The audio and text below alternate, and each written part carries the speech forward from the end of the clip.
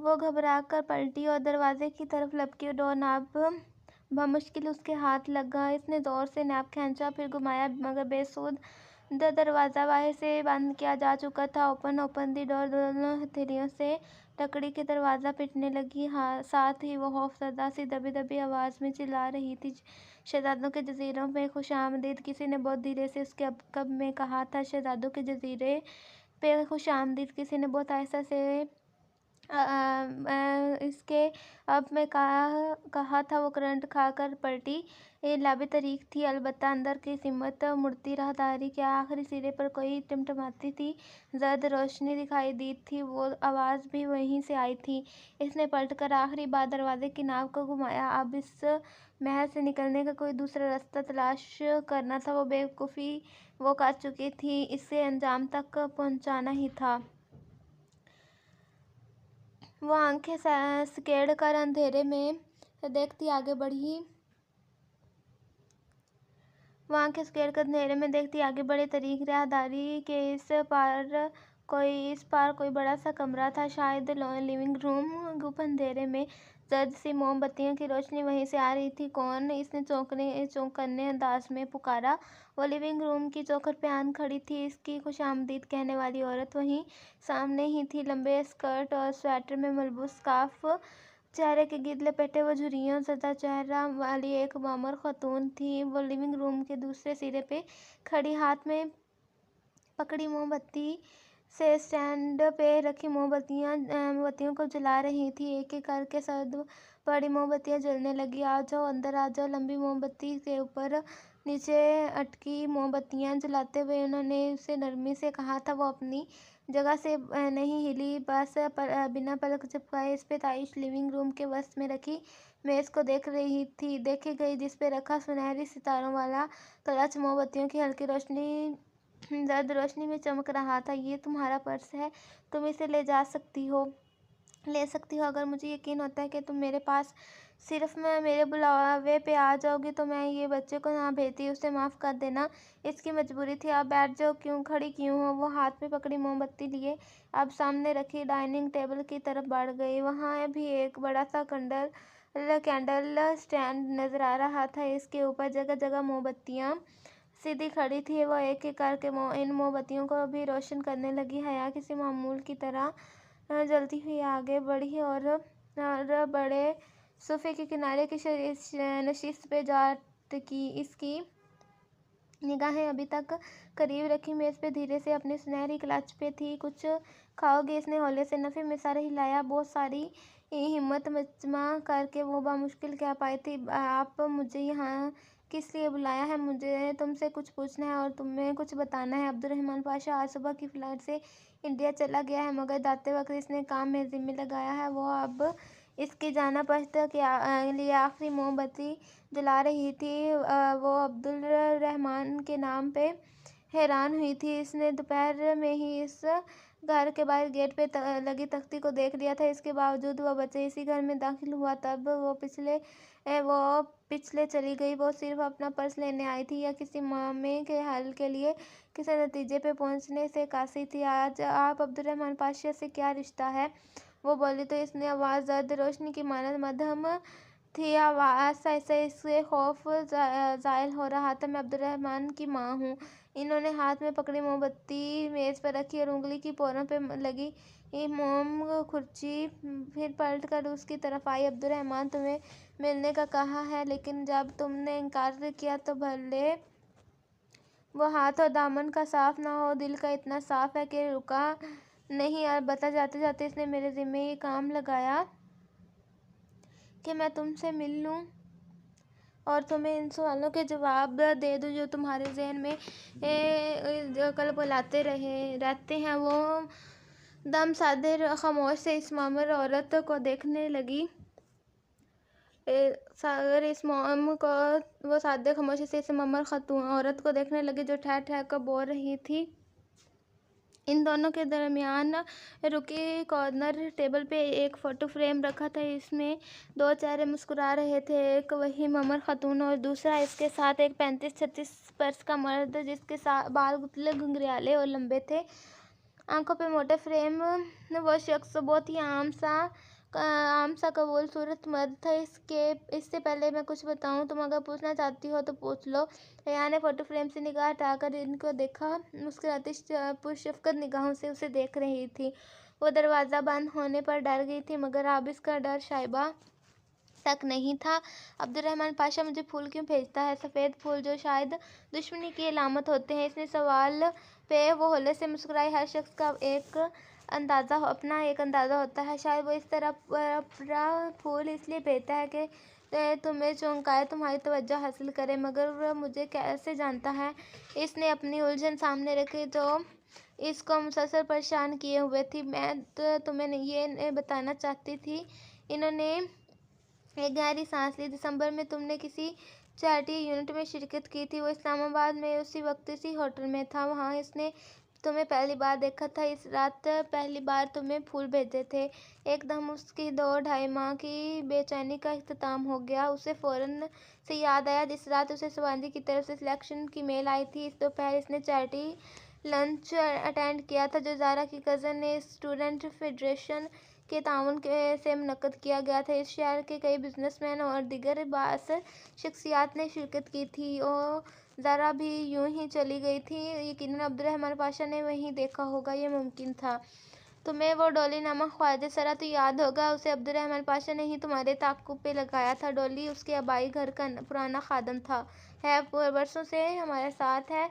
वो सिर्फ तुम्हारी मदद के लिए तुम्हारे पीछे आता था। जहाँ तक ताल्लुक उस मेजर का जिसको तुमने उसकी माँ और बहन के सामने बेइज्जत किया था, उसकी मदद भी अब्दुर्रहमान ने तुम्हारी वीडियो हटवाने के लिए ही ली थी। ये अलग बात है कि इस वक्त अब्दुर्रहमान इस बात से लाइलम था कि वो मेजर कर्नल गिलानी का बेटा है।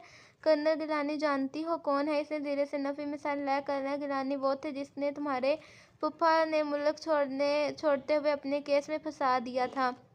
बेगुनाह होते हुए भी कर्नल गिलानी ने कई साल सज़ा काटी और गो के वो बाद में रहा हो गए थे। उन्होंने कैद की सबूतों में लगने वाली बीमारियों के हाथों ज़िंदगी हार दी। इस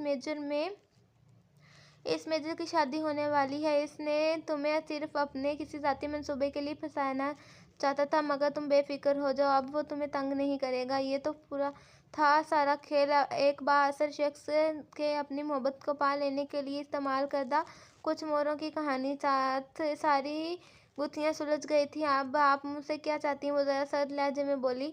तो तुम ये घर देख रही हो, ब्यूकदा में वक्त बिजली का कोई पोल मरम्मत के बायस काम नहीं कर रहा है। इस इलाके में बिजली बंद है, वरना जिस घर में तुम बैठी हो ब्यूकदा का सबसे खूबसूरत, सबसे आलीशान महल है। ये दौलत, ये शान शौकत, ये ताकत, ये सब कुछ, और एक ऐसा शख्स जो तुमसे वाकई मोहब्बत करता है, ये सब तुम्हारा हो सकता है अगर तुम इसे कबूल कर लो। अगर तुम अब्दुर्रहमान पाशा से शादी कर लो तो मैंने यही कहने के लिए तुम्हें इधर बुलाया था। यार ने गहरी सांस अंदर खींची। आपको पता है कि जब कोई शख्स किसी औरत को अजियत देता है तो उसकी बेइज्जती का बायस बनता है, तो क्या होता है?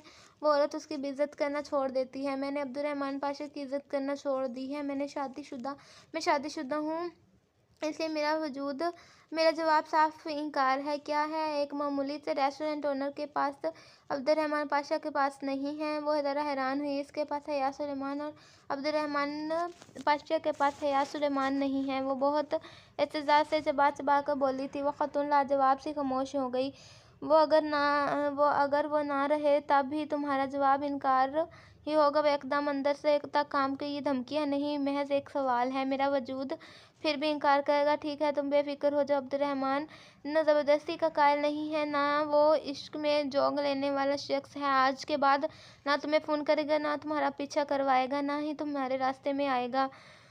वैसे भी 2-2.5 माह से कबल इंडिया से वापस नहीं आ पाएगा, इसलिए इसके आने तक तुम जा चुकी होगी। इसने मुझसे कहा था कि अगर तुम्हारा जवाब इनकार हो तो मैं तुम्हें इस चीज़ की गारंटी दे दूं कि तुम्हें अब कभी परेशान नहीं करेगा। वो तुम जा सकती हो। आखिरी फेरी 8 बजे निकलेगी।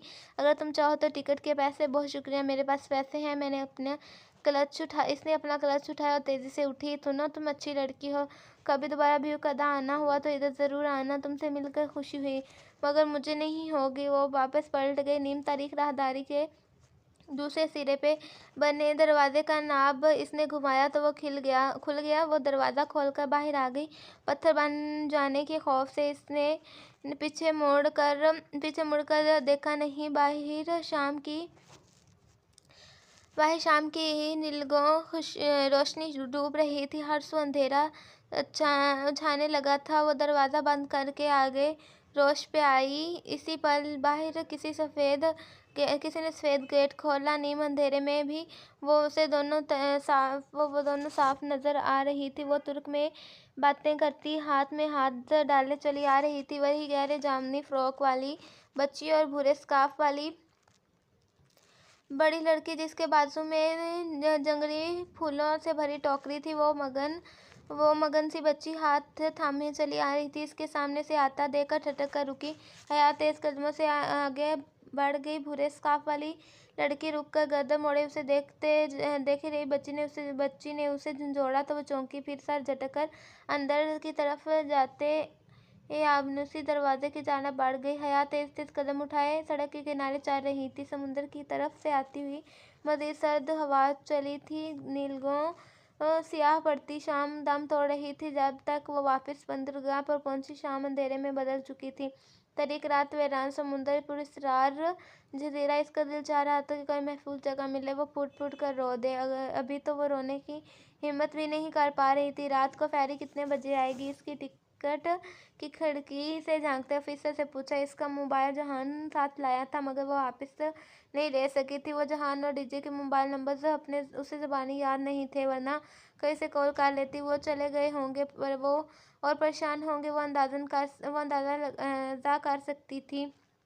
8 बजे टिकट चाकर ने जवाब देते हुए गौर से देखा, फिर साथ रखा कागज़ उठा कर देखा। आ रही हूँ हया सुलेमान, पाकिस्तान टूरिस्ट।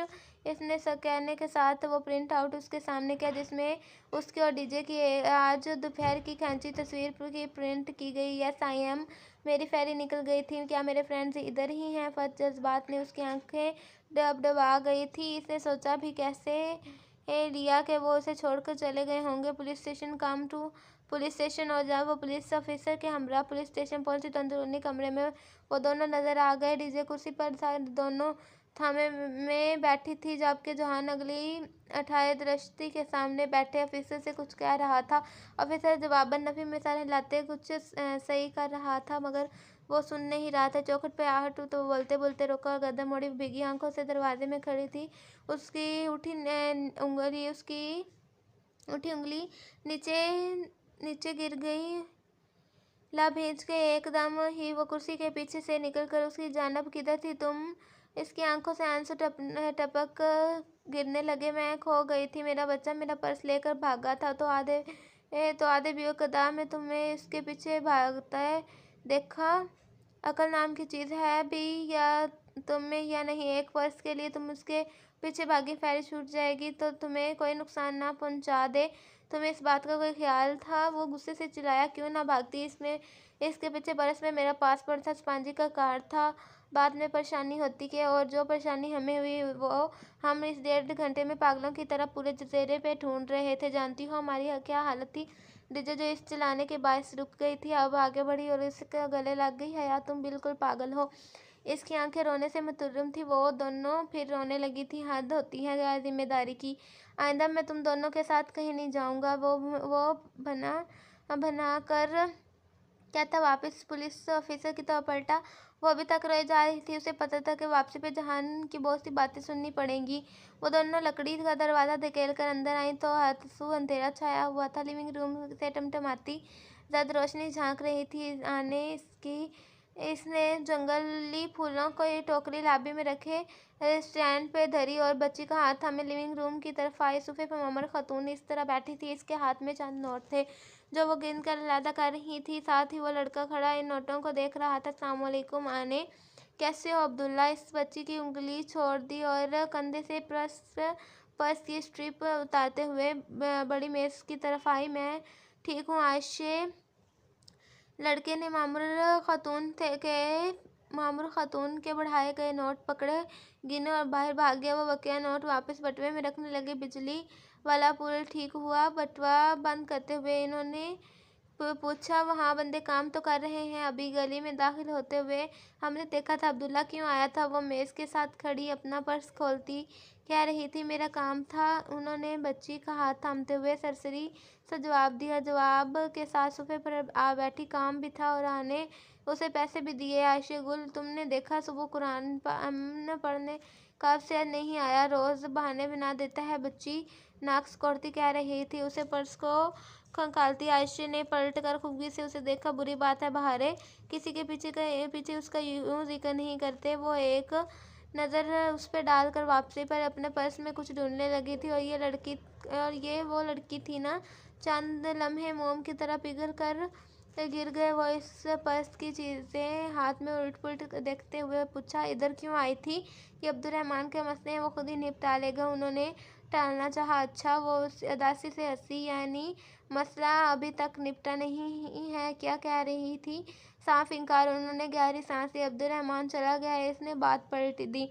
हाँ, आज की फ्लाइट थी, वापसी का नहीं बताया। कह रहा था 2-3 माह लग जाएंगे, शायद इस दफ़ा वापस ना आए। जाने दो, आने हर दफ़ा यही कहता है। वो उदासी से मुस्कुरा कर बोली। एक हाथ भी अभी भी वो पर्स में कुछ तलाश कर रही थी। आने, तुम्हें पता है आयशा मुझसे नाराज़ है। बहारे अपने नन्हे नन्हे जूते के तस्मे खोलते हुए बताने लगी। आने ने हैरत से मेज़ के साथ खड़ी आयशा को देखा, जिसकी इनकी तरह पश्त थी। क्योंकि 7 दिन की तरबियत के बाद आपकी चहती पे असर हुआ कि आज ये बाजार में ऐन सड़क के वस्त में खड़ी अपना पोंचो कहीं गिरा कर सिया के कैमरे में तस्वीरें बनवा रही थी। अरे तुमने इसे समझा दो ना, नाराज़ ना हो। किस को समझाऊं? सफ़ीर कहता है कि उसकी माँ बाप को समझाऊं। इसकी माँ बाप कहते हैं सफ़ीर को समझाऊं। आप कहती हैं बहारे को समझाऊं। बहारे कहती है मैं खुद को समझाऊं। और अब्दुर्रहमान कहता है वो लम्हे भर को रुके, फिर साथ झटक कर पर्स की चीज़ें एक एक कार के बाहर निकालने लगी। अब्दुर्रहमान क्या कहता है? कुछ नहीं। इसने नफ़ी में सर हिलाया, फिर ज़रा सी गर्दन मोड़कर बहारे को देखा, जो चेहरा थैले पे गिराया आने के साथ बैठी थी। आज तुमने मुझे बहुत खफा किया है बहारे। मैंने कहा था ना कि अच्छी लड़कियां ऐसे नहीं करती। तुम अच्छी लड़की कैसे करती हैं? आयशा गुल, बहारे ने मुंह बिगाड़ कर उसकी नकल उतारी। अच्छी लड़कियां अल्लाह ताला की बात मानती हैं, हर जगह नहीं चली जाती, वो हर किसी से नहीं मिल लेती, वो हर बात नहीं कह लेती। हाँ, इसने बस मेज़ पर उल्ट कर झाड़ा। तो फिर मैं बुरी लड़की हूँ? बहारे रे पल भर में रूठी हुई। नहीं, कोई लड़की बुरी नहीं होती, बस इससे कभी कभी कुछ ऐसा हो जाता है जो बुरा होता है, जिस पर अल्लाह उससे नाराज़ हो जाता है। हो जानती हो जब अल्लाह नाराज़ होता है तो क्या करता है? क्या वो नाराज़ होता है तो इंसान को अकेला छोड़ देता है। और जानती हो अकेला छोड़ना क्या होता है? जब बंदा दुआ मांगता है तो वो कबूल नहीं करता, वो मदद मांगता है तो मदद नहीं आती, वो रास्ता तलाशता है तो रास्ता नहीं मिलता। अब मेज़ पे निकली अशिया उलट कर पलट कर रही थी। खाली पर्स साथ ही औंधा रखा था। क्या ढूंढ रही हो? सफ़ीर ने अपनी मम्मी को चाबियां देने के लिए कहा था, यही पर्स में रखी थी, पता नहीं कहाँ चली गई। अब्दुर्रहमान ठीक कहता है, आयशा गुल कभी कुछ नहीं कर सकती, वो इसलिए कहता है आयशा गुल सब ही कुछ करना सीख जाए। इसने एक तरफ मुस्कुराहट के साथ साथ झुका और चीज़ों को वापस पर्स में डालने लगी। वो चाबी यकीनन कहीं और रख भूल गई थी। आने वाले चंद दिनों में पढ़ाई का बोझ ज़रा बढ़ गया था और क्लासेस का शेड्यूल पहले से सख्त हो गया था। वो दोनों टेस्ट तैयार करने और देने में ऐसे मसरूफ़ हुई कि कहीं आ जा न सकी। वो वस्त मार्च के दिन थे। इस्तांबुल में छाया कहर टूट रहा था और बाहर की रसीली हवा हर सू गुलाब और ट्यूलिप्स खिला रही थी। अब सुबह सवेरे घास पे बर्फ़ की जमी सफ़ेद तह नज़र नहीं आती थी। जसमांजी का सब्ज़ा अपने असल रंग में लौट रहा था। ऐसे ही एक दिन इन दोनों ने टॉप कॉपी पैलेस म्यूज़ियम जाने का प्रोग्राम बनाया था, मगर इसी वक्त हाले आ गई। इनके पास दूसरा प्रोग्राम था। मेलोकैंट में मिलाद हो रहा था। चलोगी क्यों नहीं? इसने बहाने ने थोड़ा सा सवाब भी कमा ले, वरना मैंने और हया ने ऐसी कोई नेकी नहीं करनी। रीजा ने अपना पर्स बंद करते हुए बोली, वैसे रबीउल अव्वल ख़त्म हो चुका है, ये या होने वाला है, हो चुका है। ये था। स्टूडेंट्स का मिलाद है और पढ़ाई के बायस मुलतवी होता जा रहा है, इसने इसलिए इतना लेट किया है। अब चलो। मिलाद में दर्स देने वाली लड़की ऊंची चौकी पे बैठी थी, सामने रख छोटी मेज पर खुली किताब से पढ़कर तुर्क में दर्स दे रही थी। साथ ही वो एक शर्मिंदा निगाह सामने दिखे लड़कों के साथ बैठी हया और खदीजा पे भी डाल देती थी, जो सिरों पे लपेटे दुपट्टे बहुत तवज्जो से सुन रही थी। मदरसा लड़की की सख्त शर्मिंदा थी। हाजरीन की अंग्रेज़ी अच्छी नहीं थी, इसलिए इसकी मजबूरी थी कि उसे तुर्क में दर्स देना पड़ रहा है। उसे यकीन था कि बज़ाहिर बहुत तवज्जो और गौर से सुनती पाकिस्तानी एक्सचेंज स्टूडेंट्स को समझ कुछ नहीं आ रहा था। दर्स ख़त्म हुआ तो लड़की ने इनकी तरफ आए बहुत मादत खाना अंदाज में इनको देखा। आपको तो समझ में कुछ नहीं आया होगा। ले समझ क्यों नहीं आया? डीजे ने नाक से मक्खी उठाई। पहले आपने हिजर अस्वद को चादर पे रखने का वाला वाक़या बताया, फिर गारे हीरा वही मुसलमानों की बताई तकालीफ, हज़रत अबू बकर सिद्दीक़ की कुर्बानियाँ, अबू जहल बिन हिशाम की गुस्ताखियाँ, हज़रत उमर का कबूल इस्लाम, हिजरत मदीना, फिर ग़ज़वा बदर। लड़की ने बेयकीनी से पलकें झपकाईं। आपको तुर्क आती है? तुर्क नहीं आती, मगर अपनी हिस्ट्री सारी समझ में आती है, वो जवाबन हंसकर बोली। तुर्क उर्दू जैसी ही लगती है और वो वाक़ईन सहाबा इकराम की अस्मा के बायस सब समझ पा रही थी। शुक्रिया शुक्रिया। वो इतनी खुश हुई कि उसका चेहरा गुलाबी पड़ गया। मिलाद ख़त्म हुआ तो हाले की अम्मी का फ़ोन आ गया। इन्हें कोई ज़रूरी काम था तो हाले ने उनके साथ जाने से माज़रत का ली। अब इन्हें टॉप कपी पैलेस जाना था। वो लोग अकेले तो नहीं होते। वो टॉक्सिम स्क्वायर पे बस से उतरे तो हया ने उसे तसल्ली दी। डीजे हंस दी। फिर भी तीसरे को साथ लेने में क्या हर्ज है? वैसे क्लास स्ट्रेट की जानब मुड़ी तो कदम ब खुद बर्गर किंग की जानब उठने लगे। वो चलेगा हमारे साथ? इस रोज़ कितना गुस्सा किया था इसने, याद है? इसलिए तुम्हें ढूंढते हुए बहुत फिक्रमंद और परेशान हो गया था, मगर आप थोड़ा सा इसरार करेंगे तो ज़रूर चलेगा। इस क्लास स्ट्रेट वैसे ही रश से भरी थी। वो दोनों बाजार में बाजू डाले कैसे चल रही थी। ये इनकी दोस्ती की अलामत हरगिज़ नहीं थी, बल्कि स्ट्रेट के जेब कतरों से बचाव के लिए वो अपने मिले कंधों से पर्स लटकाती थी ताकि छीने ना जा सके। हया तो इस वाक़े के बाद बहुत मुहतात हो गई थी। अभी ने अपने सफ़ेद कोट के ऊपर पर्स यूं डाल रखा था कि बाएं कंधे से स्ट्रिप गुजार कर दाएं पहलू से पर्स लटक रहा था। बाल खुले थे और दुपट्टा गर्दन से लपेटा था। डीजे ने भी इस तरह सलवार कमीज पे सियाह लंबा कोट पहन रखा था। बर्गर किंग में खूब गहमा-गहमी थी। इश्तिहाअंगेज़ सी महक सारे में फैली थी। वो दोनों आगे पीछे चलते हुए किचन की तरफ खुलते दरवाजे की तरफ आए। सामने तवील किचन था। इधर उधर एप्रन और टोपियां पहने दो चार अफराद आ रहे थे। एक स्लैब के साथ वो भी खड़ा था और जीन्स शर्ट पे सफ़ेद एप्रन पहने, हाथ में बड़ा टोका लिए वो कटिंग बोर्ड पे रखे गोश्त के बड़े बड़े टुकड़े को खटाखट काट रहा था। Good morning major. दोनों ने चौखट में खड़े होकर आवाज़ बुलंद पुकारा तो इसने तेज़ी से चलता हाथ रुका। इसने गर्दन उठाई, इसको देखा, फिर सर से पाँव इसका जायज़ा लिया। दोनों जोगर्स पहने फूले हुए हैंड बैग्स उठाए हुए थी। हया में हाथ में रोल किया हुआ इस्तांबुल का नक्शा और डीजे के हाथ में एक गाइड बुक। गोया वो पूरी तैयारी के साथ आई थी।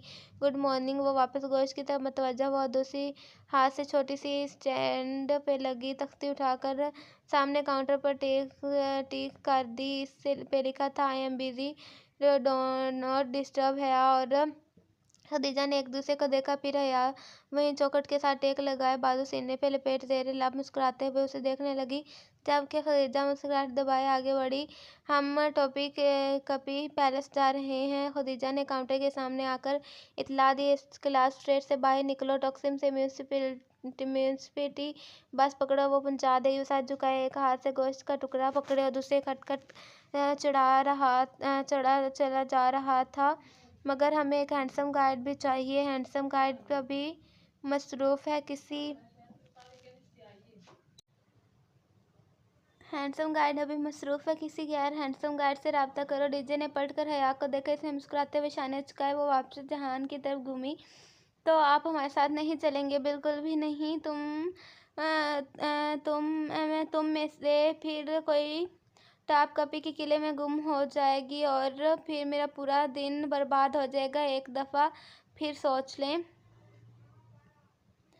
लिख कर दे दूँ, वो कहते हुए टुकड़े के एक तरफ टोकरी में रखने लगा। इसके हाथ मशीनी अंदाज में चल रहे थे। अच्छा एक बात बताएं, इससे क्लास रेट में जेब कतरे होते हैं ना? डीजे ने इसके सिल्वर स्मार्टफोन को देखते हुए कहा, जो करीबी चार्जिंग पे लगा था। हाँ तो समझे, आपकी जेब कट गई। डीजे ने हाथ बढ़ाकर फ़ोन का तार निकाली और हया के साथ खड़ी हो गई। फ़ोन वाला हाथ इसने कमर के पीछे कर लिया। क्या मतलब? उसे शदीद किस्म का झटका लगा था। वो हाथ था रोक कर इन्हें देखने लगा। मतलब ये कि आप हमारे साथ थर्ड टैप कपी पैलेस नहीं चलेंगे तो हम उस मोबाइल को बेच कर आधा जवाहर तो घूम तो ख़रीद ही लेंगे। वैसे फ़ोन अच्छा रखा है आपने। वो उलट पुलट करके फ़ोन मोबाइल देखने लगा। पाकिस्तान रुपए में 2-2.5 लाख से कम तो नहीं था। वो छुरा रख कर इनके सर पे आ पहुंचा। मेरा फ़ोन वापस करो। कड़ी निगाहों से उन्हें देखते हुए इसने हाथ आगे बढ़ाया। टॉप कपी से वापस पे दे दूंगी, वादा। मतलब तुम लोग मुझे यार कमाल बना कर ले जाओगी? कोई शक? पहली दफ़ा बोली। ठीक है, अगर ये आखिरी बार है, फिर मैं कभी तुम दोनों निकम्मी लड़कियों के साथ अपना दिन बर्बाद नहीं करूँगा। वो एप्रन गर्दन से उतारते हुए हमसा से बड़बड़ा रहा था। और अगर आज तुम दोनों में से कोई खोई तो बहुत बुरा पेश आऊँगा। हाथ दोनों धोकर जैकेट पहनता वो इनके साथ बाहर निकला। टॉप कपी सराय के सामने वो सब्ज़ादार पे साथ साथ चल रहे थे। हया दरमियान में थी और दोनों उसके अतराफ में जहान। ये टॉप कपी सराय का मतलब क्या है? मैं एक पुरकमाल शुदा गाइड हूँ और ये यरगमाली अमूमन खामोश रहते हैं। वो जैकेट की जेबों में हाथ डाले चिंगम चिबाता छाने चुका कर बोला, मैं बताती हूँ। टॉप कपी का टॉप दरअसल उर्दू वाला तोप ही है। जैसे तकसीम बना वैसे ही तोप टॉप बन गया। कपी कहते हैं गेट को सराय हो गया महल। तो सो तोप कपी सराय में एक कानून गेट पैलेस।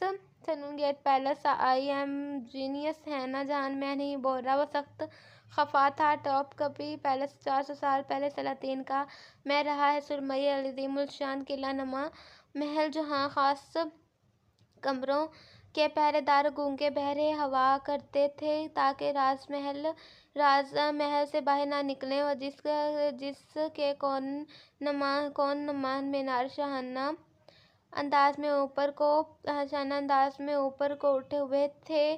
सुल्तान का अजीम वर्षा और असासा चीनी पोर्सिलेन के नीले और सफ़ेद रंग के ऐसे बर्तन जिनमें अगर जहर मिलाकर खाना डाला जाता तो बर्तन का रंग बदल जाता। 86 किरात थे, 4 दिन थे। मज़ीन सुल्तान के शाही लिबास निगाहों को खैरा करते थे। ये मनहूस गार्ड हमारे सर पे ना खड़ा होता तो किसी तरह 2-4 हीरे तो तोड़ लेती। डीजे ने इनकी आंखें चंदिया देने वाली चमकती कीमती पत्थरों को देखकर सख्त मलाल में घर में घिर चुकी थी। पोइलन ऑफ होली मेंटल के हिस्से में दीनी मतबरकात थी। वो एक ऊंचा हॉल था, मुनकश दरो दीवार, रंग बिरंगी टाइल्स से सजे चमकते फर्श, बुलंद बाला सतून। हया इर्द गिर्द निगाहें दौड़ाती शीशे की दीवारों में मुकीद तारीखी अशिया को देखती आगे बढ़ रही थी। हया इर्द गिर्द निगाहों दौड़ाती शीशों की दीवारों में मुकीद तारीखी अशिया को देखती आगे बढ़ रही थी। दफ़ा एक जगह रुकी और शोकेस में सजे एक तबर्रक को देखा और एक टेढ़ी रखी हुई छुरी थी, भूरी सी छड़ी जो शीशे में मुकीद थी। वो गर्दन तिरछी करके इसको देखने लगी और फिर इधर उधर निगाह दौड़ाई। कैशपिन सामने ही लगा था। स्टाफ ऑफ हज़रत मूसा अलैहिस्सलाम का हिस्सा।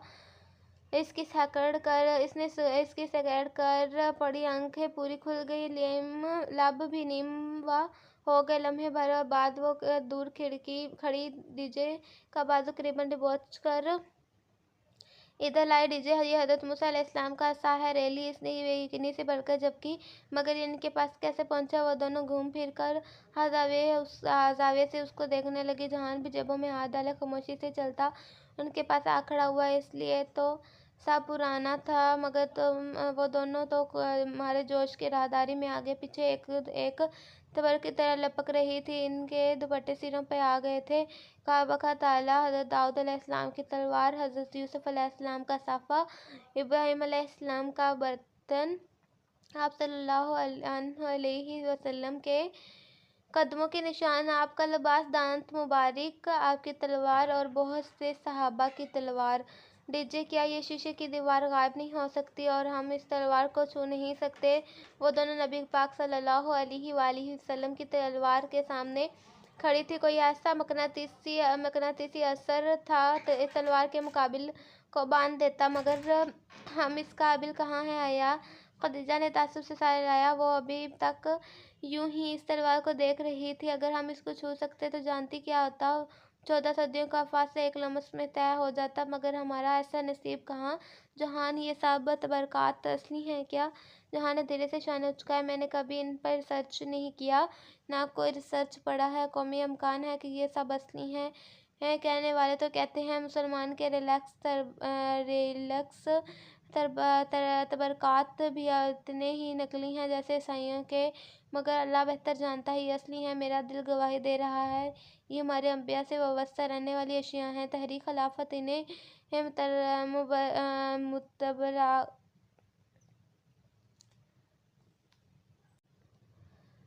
मतबरक़ात और मुकदमा के तहफ़्फ़ुज़ के लिए चलाई गई थी। डीजे को माशरती उलूम का भूला बसर सबक याद आ गया था। टॉप की पैलेस में खूब घूम फिर कर जब वो बाहर निकले तो जहां ने अपना मोबाइल वापस मांगा। ये ने क्या याद करेंगे और फिक्र ना करें, हम ना कोई छेड़छाड़ नहीं की।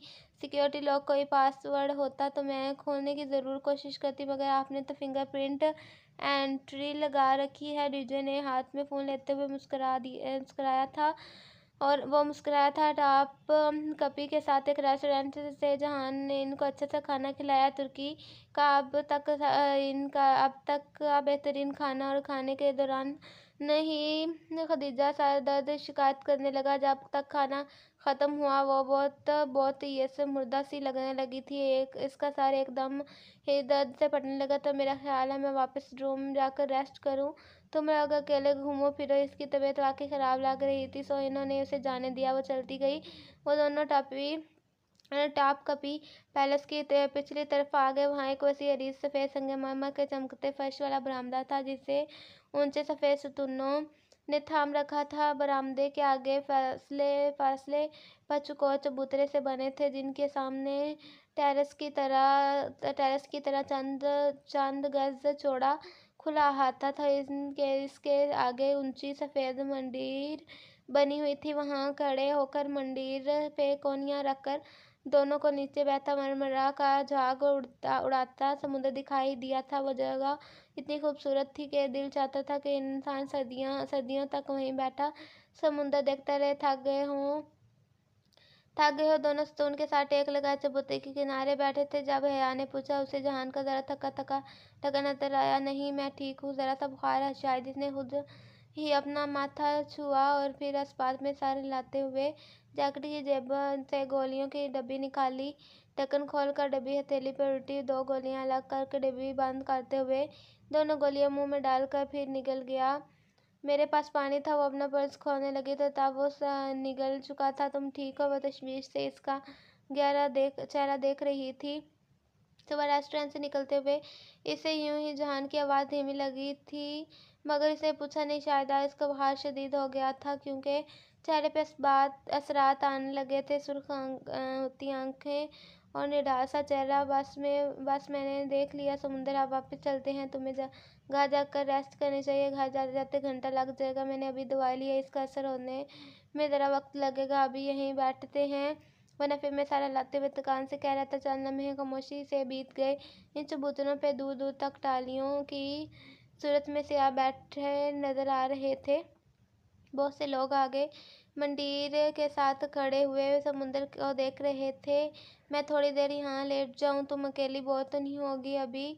मैं वापस नहीं जाना चाहता। मेरी लैंड लेडी शायद आ जाए झगड़ा करने। मैं फ़िलहाल उसका सामना ही नहीं करना चाहता। नहीं नहीं, तुम लेट जाओ, ये शॉल ले लो। इसने बैग से शॉल निकाल कर उसे थमाई। वहाँ ठंडी हवा बहुत तेज़ थी। ये शॉल और डीजे बतौर पिकनिक मेट के इस्तेमाल करती थी। थैंक्स। वो स्तून के साथ फर्श पे लेट गया, आंखों पे बाजू रखे और गर्दन तक शॉल कंबल की तरह डाले। कब सो गया उसे पता ही नहीं चला। ये उसे यकीनन बहुत सर्दी लग रही थी। वो इससे के एक जीना नीचे आ बैठी थी। हर चंद लम्हे बाद गर्दन मोड़कर ऊपर जहान को देख लेती। वो सो चुका था। समुद्र की लहरों का शोर था वहां तक सुनाई दे रहा था। वो अपना तुर्की की मोबाइल निकाल कर यूं ही इनबॉक्स नीचे करने लगी। वहाँ चंद दिन पहले एक एसएमएस अभी तक पड़ा था। उसने इसका जवाब नहीं दिया था। वो कई दफ़ा पढ़ लेने के बावजूद मिटाया नहीं था। वो भी एक अदा से वापस से अगले रोज़ इंडिया के गैर शनासा मोबाइल नंबर से आया था। मुझे आप के जवाब से खुशी नहीं हुई, मगर आपकी राय एहतराम करता हूँ। आज के बाद आप से कभी रब्ता नहीं करूँगा। जो तकलीफ़ मैंने आपको पहुँचाई उसके बदले में अगर आप मुझे माफ़ कर दें तो आपकी बड़ाई होगी। अगर कभी आप इस्तांबुल में कोई मसला हो तो सरकारी काम या गैर सरकारी काम, कानून गैर कानूनी, मुझे सिर्फ एक एसएमएस कर दीजिएगा, मैं आपका काम हो जाएगा। एआरपी। इस पैगाम के बाद इसी शख्स ने वाकई कोई रब्ता नहीं किया था। वो इस्तांबुल में बहुत आज़ादी से, वो बहुत मुतमईन दिलो दिमाग के साथ घूमती थी। उससे पहले की निस्बत अब एआरपी से डर नहीं लगता था, मगर इस वक्त वो पैगाम दोबारा पढ़ते हुए उसके ज़हन में एक ख्याल कुंदे की तरह लपका। इसने पलट कर एहतियात से जहान को देखा। वो आंखों पे बाजू रखे सो रहा था। वो वापस सीधी हुई और रिप्लाई का बटन दबाया। इसने पैगाम का जवाब उसे कभी न कभी तो देना था। इसने सोचा कि खूब गौर फिक्र करके कुछ ऐसा लिख कर भेजे वो भड़के भी नहीं और दोबारा इसका पीछा भी ना करे। सो अचानक उसके अजीब सा ख्याल आया। जहान को सिर्फ बुखार नहीं था, वो परेशान भी था। वो बेवकूफ़ अदा ले ट्रिप के मुकाबले में ज़रा कमज़ोर लगा था। गर्दिश मुआश के जंजीलों में फंसे इस इंसान की वो एक मदद कर सकती है। इसने तो इसमें आखिर हर्ज ही क्या है? वो काफ़ी देर सोचती रही, फिर इसने जो आप टाइप करना शुरू कर दिया। एक वसील नज़री का शुक्रिया, मुझे वाकई इस्तांबुल में एक काम दरपेश है। आप मेरी मदद करेंगे तो मैं उससे आपकी तरफ से पहुंचाई जाने वाली अजियत का मदावा समझूंगी। इसने पैगाम भेज दिया। वो खामोशी से बैठी समुद्र की लहरें देखने लगी। वो ब्यू का दाम में उसके घर भी तो चली गई थी। फिर जब दरवाज़ा बंद होने बात था तो उसे लगा कि वो एक संगीन गलती कर चुकी है, मगर उस गलती का नतीजा बहुत अच्छा और इत्मीनान बख्श निकला। उसे एहसास था कि अब भी इससे गलती की है तो और इसका नतीजा। एकदम फ़ोन की घंटी बजने लगी। वो चौंकी और मोबाइल सामने किया। वही इंडिया का गैर शनासा सा नंबर था। वो समझी थी कि टेक्स्ट पे बात हो जाए, मगर उससे अंदाज़ा नहीं था कि फ़ोन कर लेगा। वो मोबाइल संभालती उठकर सामने मंदिर के पास चली गई। अगर वहाँ खड़े हुए बात करेगी तो जहान का आवाज़ नहीं पहुँची कि हेलो। इसने फ़ोन उठाया। ज़हे नसीब, आज आपने मुझे कैसे याद कर लिया? वही आमियाना सा मुस्कुराता लब लहजा। अपनी हरकत पे शदीद परेशानी हुई थी। एक काम था, मुझे वो एहतियात से है नीचे नबे तले लहजे में कहने लगी, और बेहतर होगा कि आप कोई बेकार की बात करने के बजाय काम की बात करें। आपकी मर्जी है हया जी। रब्ता तो अभी आपने ही किया है, वरना अब्दुर्रहमान पाशा अपने कॉल का बहुत पक्का है। शायद वो तंज कर गया, मगर वो पी गई। मेरे कज़न का रेस्टोरेंट इस्तेक्लाल स्ट्रीट पर बर्गर किंग, इसकी किस्तें अदा नहीं हुई। रेस्टोरेंट की मालिका आज मेरे कज़न को तंग कर रही है। वो क्या उसे 2 साल की मोहलत नहीं दे सकती? कौन सा कज़न? जय वजह से चौंका जहान सिकंदर। वो हल्काई। उसे नहीं पता था कि वो ठीक कह रही है या गलत, मगर यूं हाथ में हाथ धर कर बैठी इससे परेशानी से थकते भी नहीं दे सकती थी। अच्छा, तो आप चाहते हैं कि मैं आपके कज़न का ये मसला हल कर दूं और इसकी मालिका को फिर से तंग ना करे?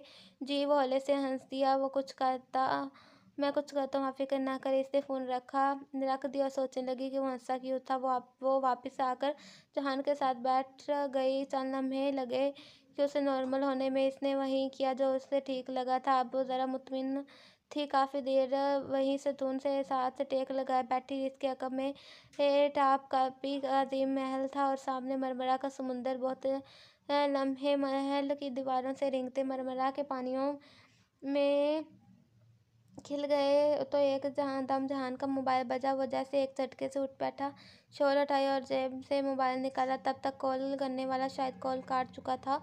रेस्टोरेंट से आ रही है कॉल, मेरा ख्याल है वापस चलते हैं। वो चिल्लाक लोमड़ी ना आई हो कहीं। वो परेशानी से हाथ पे हाथ कहता उठ खड़ा हुआ। सब ठीक हो जाएगा, तुम फिक्र क्यों करते हो, बड़े इत्मीनान से कहते हुए उसके साथ खड़ी हुई।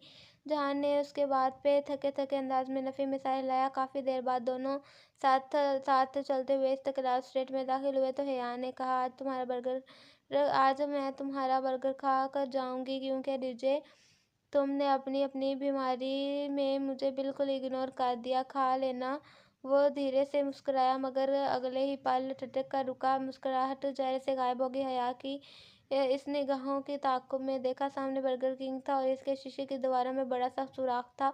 इस सुराख के गिर्द मकड़ी के जाले की मानद दरारें पड़ी थी। वह एकदम तेजी से दौड़ता रेस्टोरेंट की तरफ लपका, जबकि वो शशद खड़ी रह गई। इसकी समातों में एक एक्का गुंजा था। दूसरे ही पल वो भागकर रेस्टोरेंट में दाखिल हुआ। अंदर का मंजर देखकर उसका दिमाग साइंस करने खिड़कियों के टूटे शीशे, उल्टा बिखरा टूटा फर्नीचर और औंधी मेज़ें, टुकड़े टुकड़े हुए बर्तन, हर जगह टूटे तोड़ फोड़ के आसार थे। अमले के एक शख्स के साथ दो पुलिस वाले खड़े थे। एक ऑफिसर हाथ में पकड़े क्लब बोर्ड पे लगे कागज़ पर कुछ लिख रहा था। जहान सब कुछ देखता पुलिस ऑफिसर की तरफ आया।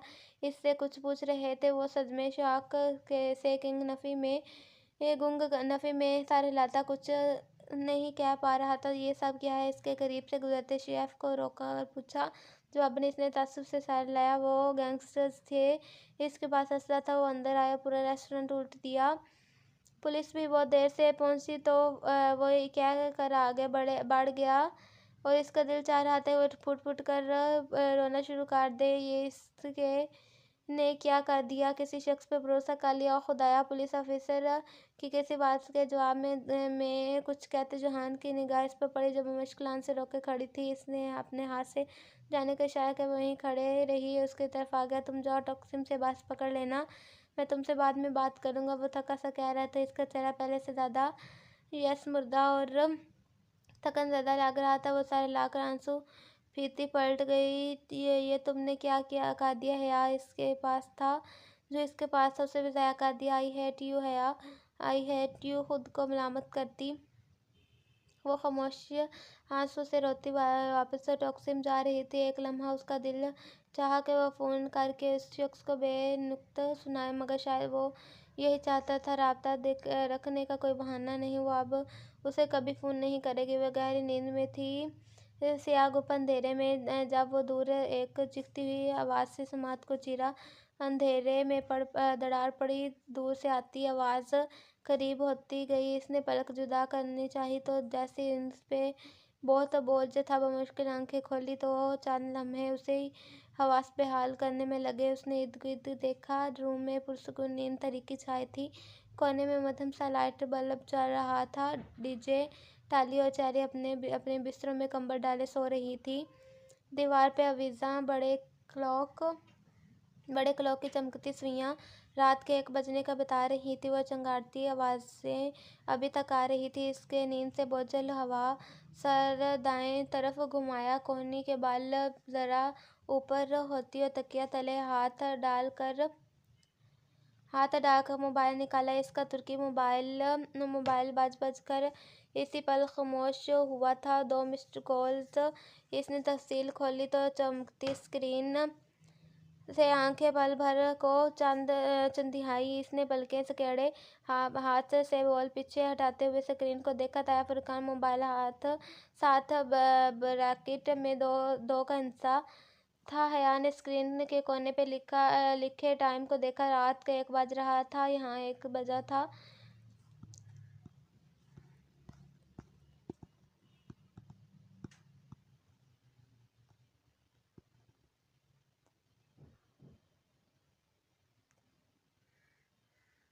1 बजा था। पाकिस्तान में 3 बजे थे। आधी रात को आने वाला फ़ोन और मेहमान कभी अच्छी खबर नहीं लाते और ना रिसीव कर सकने वाली कॉल। इस बच्ची की माने तो होती है कि कोई घूप कर निकालना भूल गया हो। इसकी सारी नींद और सुस्ती पल भर में भाग गई।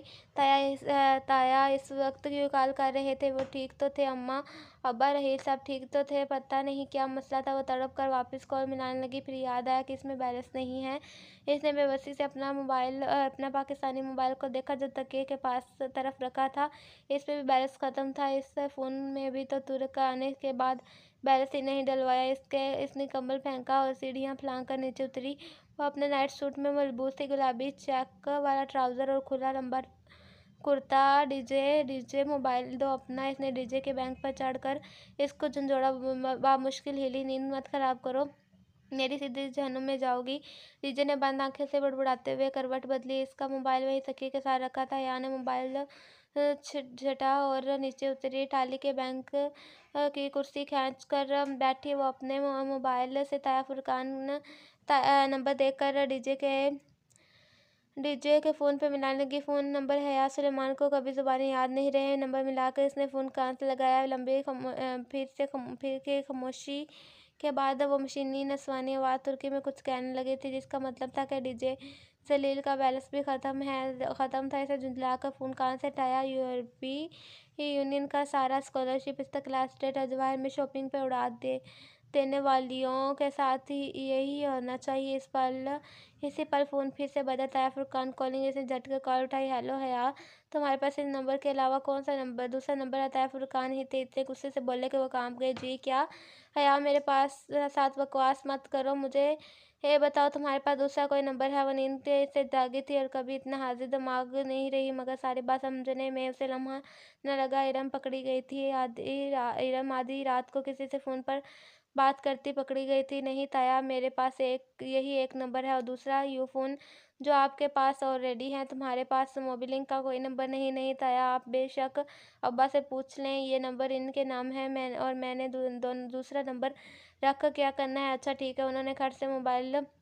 उसने खट से फ़ोन बंद कर दिया। इसने गहरी सांस लेकर मोबाइल कान से हटाया और दूसरे हाथ से चेहरे पे आए बाल समेट कर पीछे किए तो इरम ताया फुरकान असगर पकड़ी गई थी। मेरी इरम भी तो है। मजाल है जो बिना सर ढके कभी घर से निकली हो। वह इरम के लिए मुतासिब भी थी और फिक्रमंद भी, मगर दूर अंदर दिल के इस पोशीदा खाने में कोई शख्स दुनिया को नहीं देखा था। उसे थोड़ी सी कंपनी सी खुशी भी होती थी। बहुत अच्छा हुआ तायाबा, इस दौर के खाने में किसी ने कहा था अब आपको भी मालूम हो गया कि दूसरों की बेटियों पे उंगलियां उठाने वाले लोगों के अपने घरों पे उंगलियां लौट कर आती हैं। अच्छा हुआ ताया अब्बा सुबह सवेरे उठते ही वो उसी कुर्ते ट्राउज़र में एक ढीला ढाला सा स्वेटर और शाल लपेट कर दिया स्टोर आ गई। ये बाल अब इससे कैचर में बांध दिए थे और गुलाबी कैंची चप्पल पहन लिए थे। स्टोर से इसने कार्ड खरीदा, रिचार्ज किया और मोबाइल पे अम्मा का नंबर मिलाती बाहर कैफ़े के बरामदे में बिछी कुर्सी खींच कर बैठी। वहाँ फासले फासले पर गोल मेज़ों के गिर्द कुर्सियों से के फूल बने थे। स्टूडेंट सुबह सुबह यहाँ नाश्ता करने आते थे। सामने सुबांजी का खूबसूरत फुआरा नस्ब था, गोल चक्कर में मुकीद फुआरा जिसकी पानी की धार बहुत ऊपर जाकर नीचे गिरती थी। इतने सुबह सुबह फ़ोन कैसे किया? खैरियत? फातिमा ज़रा फिक्रमंद हो गई। तो क्या मैं आपको ऐसे याद नहीं कर सकती? वो आराम अंदाज में टांग पे टांग रखती ज़रा खुफिया से बोली, हमारी पाकिस्तानी एक्सचेंज स्टूडेंट्स हमें अमूमन मिस्टर बेल देती हैं, मगर किसी एसएमएस वेबसाइट से मुफ्त एसएमएस कॉल करने का कहती तो हम बैक कॉल करते हैं। इसलिए अगर वो सुबह खुद फ़ोन करें तो है तो होगी ना, बस अम्मा गुर्बत ही इतनी है, क्या करें? वो कैंची चप्पलों में मुकीद और पैर झुलाते हंसकर बोली, हाँ, यूरोपीय यूनियन वो हज़ारों यूरोज़ का स्कॉलरशिप तो किसी और को दिया था। फातिमा की तशवीश ख़त्म हो चुकी थी इसी के अंदाज में बात कर रही थी। वो रेनी डेज़ के लिए संभाल कर रखा है। कौन से रेनी डेज़? स्प्रिंग ब्रेक अम्मा, और यहाँ स्प्रिंग ब्रेक के दिनों में खूब बारिश होती है, इसलिए मैं और डीजे स्प्रिंग ब्रेक में पूरा तुर्की घूमने का सोच रहे हैं और लगता है आजकल आप साइमा ताई की कंपनी में रह रही हैं। सुबह ही सुबह तंज किए जा रही हैं। अच्छा, सब कुछ छोड़ ये बताएं, घर में सब खैरियत है? हाँ, सब ठीक है। तैफुर खान की तरफ भी उसके हाथ से वेटर को इशारा किया, दो वो करीब आया। इसने मेन्यू कार्ड पे बिना डोंट पे उंगली रखी बने डोनट पे उंगली रखी और फिर उंगलियों से विक्ट्री का निशान बना। वो समझ मर वापस मुड़ गया। हाँ क्यों? किसी ने कुछ कहा नहीं, मगर वो रात ताया का फ़ोन आया था। अच्छा, आप जाकर इनको कुछ कहिए मत आइएगा।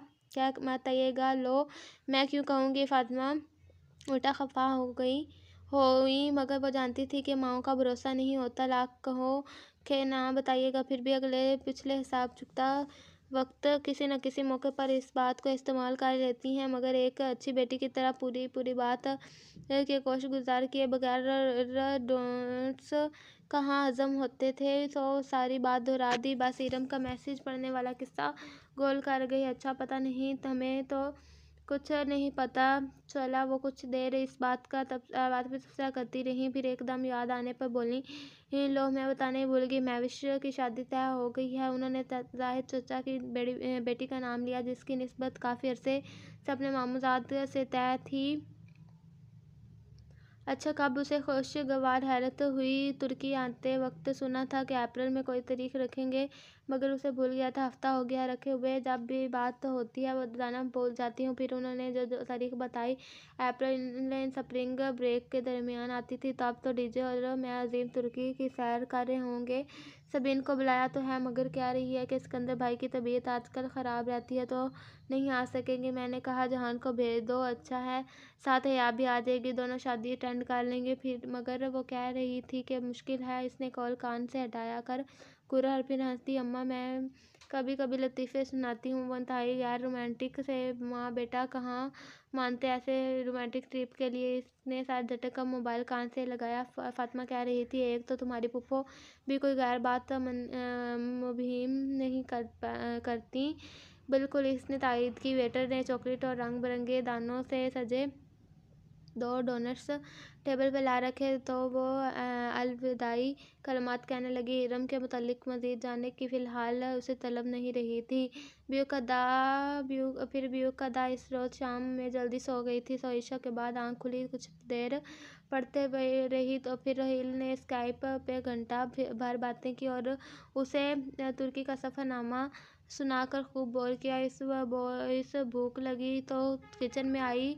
डीजे ने आलू मटर बनाया था, जो सालन कम और कोई गदला पानी ज़्यादा लग रहा था, जिसमें मटर आलू और प्याज तैर रहे थे। वो नाक चढ़ाते हुए इस मलगूबे को गर्म करने के लिए प्लेट में डाल ही रही थी कि डीजे ने पीछे से आकर कहा कि इसने हाले और अंजम के साथ ब्यू कदा जाने का प्रोग्राम बनाया है और कल 6 बजे गोसल शटल पकड़नी है। ब्यू कदा वो ओवन का दरवाज़ा बंद करती चौंक पलटी। फिर पल भर में उसकी आंखों में नागवारी सी हिम्मत आई। हाले और अंजुम बाजी ने प्रोग्राम बनाकर मुझसे पूछा है तो मैंने हामी भाली। पानी की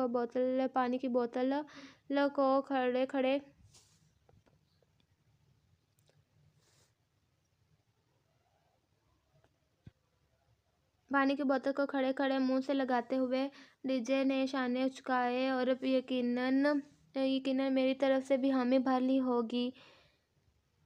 बिल्कुल, मैं कोई नहीं जा रही। ब्यू का दा मेरी तरफ से। अंजुम बाजी को इनकार कर दो। वो पलट कर चीज़ें उठा कर पटक करने लगी और पलट करने लगी। अंदाज़न वाज़ह झुंझलाहट थी, क्यों? इतना खूबसूरत जज़ीरा है, मुझे नहीं जाना इधर, बस कह दिया ना। और वो रेफ्रिजरेटर का ऊपर फ्रीज़र खोले पैकेट इधर उधर करने लगी। बालों को ढीला जुड़ा इसकी गर्दन के पश्चात पर झूल रहा था, मगर क्यों? वो अब्दुर्रहमान पाशा का जज़ीरा है और मैं इस आदमी की शक्ल भी देखना नहीं चाहती। इसने रोटियों का पैकेट निकाल कर जरा फ्रीज़र का दरवाज़ा ज़ोर से बंद किया। पैकेट मेज़ पर रखा। जमी हुई ये दो रोटियां निकाली और प्लेट में रखी। इस मैदे की बनी तुर्क रोटियों का नाम इन्हें मालूम नहीं था, बस दिया स्टोर पे वो फ्रीज़र में नज़र आई थी और इतनी समझ तो इन्हें थी कि इन्हें माइक्रोवेव में गर्म करके खाते हैं।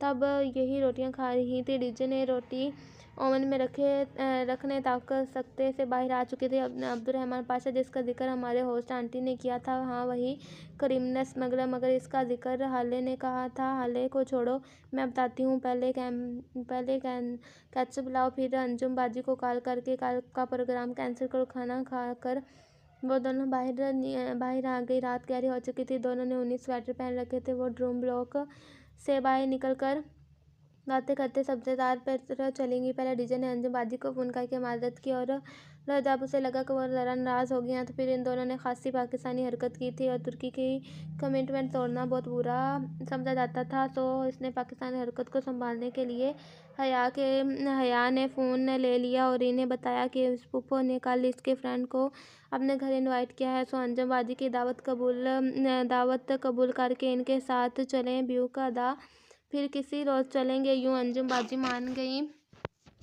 फिर इन दोनों अब वो दोनों चलते चलते दिया स्टोर के सामने वाले फुआरे के मन पे आ बैठी थी।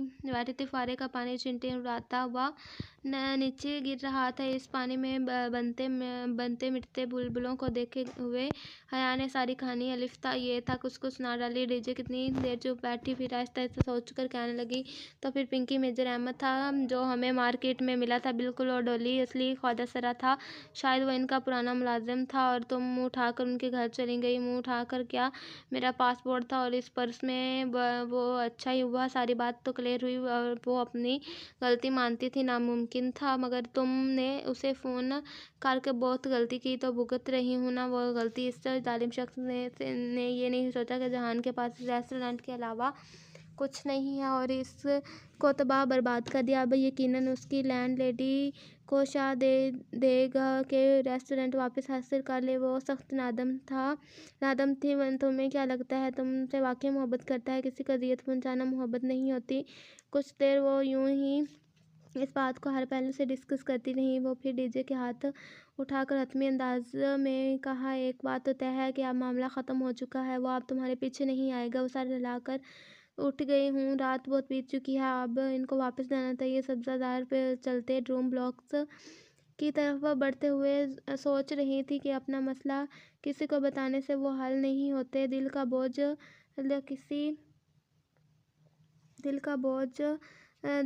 बोझ किसी के सामने हल्का करते करते बाज़ दफ़ा हम अपनी ज़ात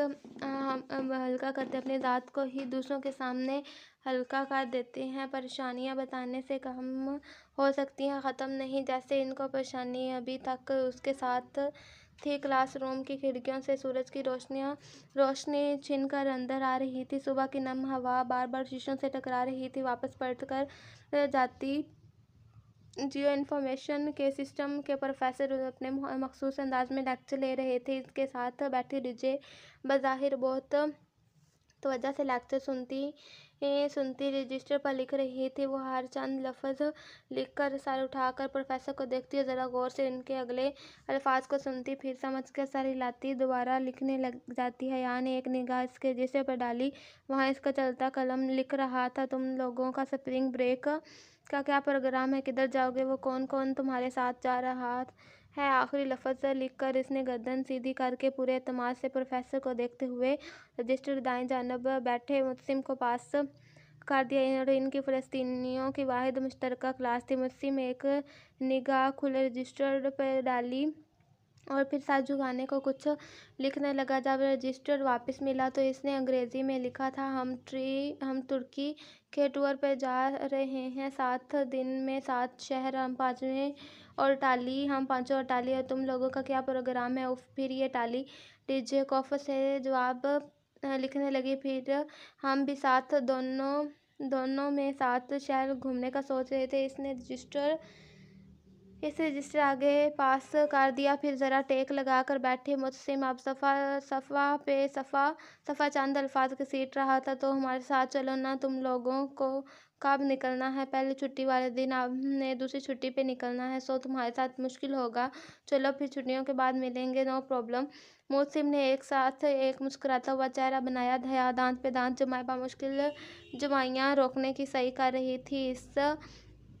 क्लास से ज़्यादा बोरिंग कोई क्लास नहीं लगती थी। दफ़ा मुतसिम ने रजिस्टर डीजे की तरफ बढ़ाया तो इस पर लिखे अल्फाज को पढ़कर डीजे ने रजिस्टर हया के सामने रख दिया। हया ने ज़रा सी गर्दन झुकाकर देखा। उसने अंग्रेज़ी में लिखा था, ट्रांसलेट इन उर्दू प्लीज़। इसके नीचे अरबी का भारत में लिखी कैफ हालिक।